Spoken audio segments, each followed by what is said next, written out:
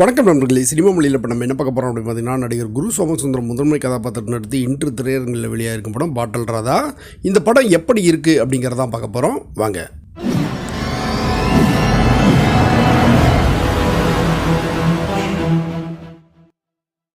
படத்தோட பேரே இந்த படம் என்ன சொல்ல போகுது அப்படிங்கிறத சொல்லிடுது. ஆமாங்க, இது குடி நோயாளிகளை பற்றி பேசுகிற படம் தான்.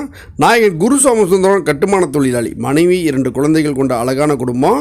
ஆனால் அவருடைய குடியால் எவ்வளவு சிக்கல்கள், அதிலிருந்து அவரை மீட்க நடக்கும் போராட்டம், அதன் விளைவுகள் தான் படம். குரு சோமசுந்தரம் குடி நோயாளி வேடத்தை அவ்வளவு யதார்த்தமாக செஞ்சுருக்காரு. திரைப்படம் பார்க்குறோம் அப்படிங்கிற எண்ணம் இல்லாமல் பக்கத்தில் நடப்பது போல இருக்குது. குடிநோயாளிகள் மீது கோபமும் வரும், கருணையும் வரும். அவற்றுக்கு காரணம் அவருடைய நடிப்பு தான். குடிநோயாளியை கணவனாக கொண்ட துர்பாக்கியவதியாக சஞ்சனா நடராஜன் நடிச்சிருக்காரு. அவருடைய தோற்றமும் நடிப்பும் அச்சு அசலாக அமைஞ்சிருக்கு. ஜான் விஜய்க்கு இந்த படத்தில் அழுத்தமான கதாபாத்திரம், அதை முழுமையாக உணர்ந்து நடித்து வரவேற்பும் பெறாரு. லொல்லு சபா மாறனின் நகைச்சுவை காட்சிகள் மனம் விட்டு சிரிக்க வைக்குது. Antony, Pari Ilavazhagan, Arumugavel, Abiramaiah, JP Kumar, KS Karuna Prasad, Suhasini, Sanjeev, ஓவியர் சோவ் செந்தில், நவீன் ஜார்ஜ் தாமஸ், கலாகுமார், அன்பர்சி உள்ளிட்டோர் கவனம் இருக்கிறாங்க.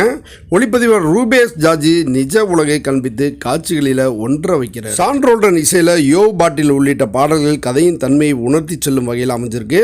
பின்னணி இசையிலும் திரைக்கதைக்கு பலம் சேர்த்திருக்காரு. கொஞ்சம் விட்டால் முழுக்க முழுக்க அழுகாட்சி படமாகிவிடும் அப்படிங்கிற ஆபத்தை உணர்ந்து படத்தை பாதுகாத்திருக்கார் படத்தொகுப்பாளர் சங்கத்தமிழன்.